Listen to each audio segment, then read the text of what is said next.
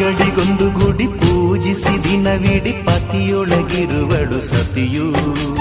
ಸತಿಯು ಅವಳೇ ಮತಿಯು ಅವಳೇ ಬಾಳಿನ ಹಾಡಿಗೆ ಶ್ರುತಿಯು.